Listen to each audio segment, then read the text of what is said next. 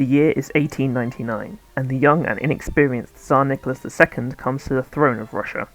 Lacking the strength of his father or the willingness to modernize of his grandfather, he struggles to get the population on his side.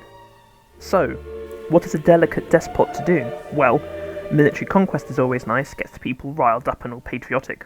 So Nicholas began throwing Russia's weight around.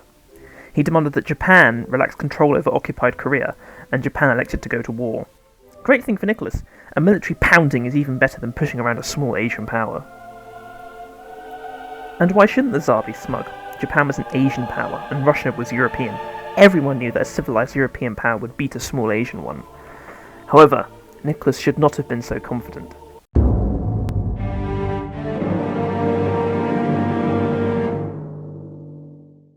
The Japanese launched a sneak attack on Russian-leased Port Arthur several hours before Russian authorities had even received the declaration of war. Sneak attacks seem a tactic the Japanese military were quite fond of. The Japanese managed to dissuade Russian forces from engaging them in the open seas around Port Arthur, heavily shelling the port and retaining naval superiority. Therefore, Nicholas made the decision to send some of the Baltic fleet to Port Arthur to relieve the trapped forces. Woefully unprepared, and 3 continents from the destination, they set off. Immediately, reports of phantom Japanese gunner boats saw some of the sailors lie prone on the deck, while others ran around with cutlasses shouting about boarding parties. Hysterical reports of Japanese torpedo boats waiting in the Baltic saw the fleet fire on and partially sink a fleet of British fishing boats, nearly dragging the British into the war, as well as leaving 2 Russian ships damaged when they fired upon each other. The British demanded that officers in charge of the fleet go to England to face an inquiry, and they placated themselves by closing access to the Suez Canal and forcing the heaviest ships to sail around Africa. One ship lagged behind and returned missing 300 shells, reporting they had been in battle with Japanese. Actually, they'd fired on a Swedish merchant, a French schooner and a German trawler.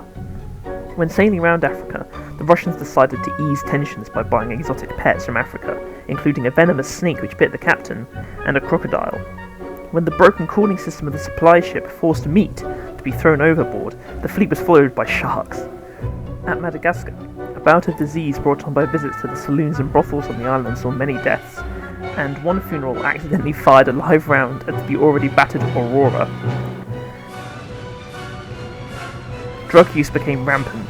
Supply ships dropped off fur boots and coats. In Africa, the officers decided to try gunnery practice. During this practice, none of the ships hit the target, although they did manage to hit yet another friendly ship.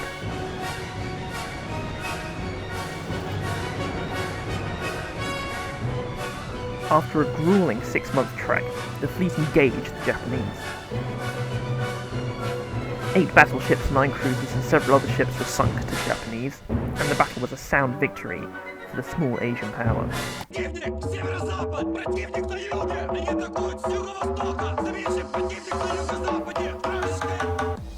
Back in Russia, the war was taking its toll on the struggling economy.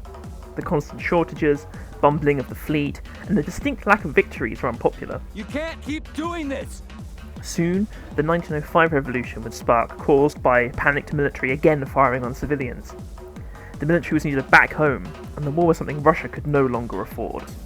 I am so broke. The Russians were forced to negotiate peace, and suffered humiliating terms.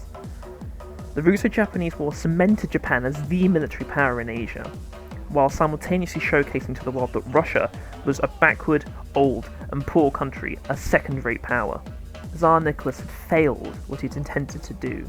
He hadn't united the people of Russia, and in only 12 years, he would suffer another revolution, and this time, he wouldn't survive.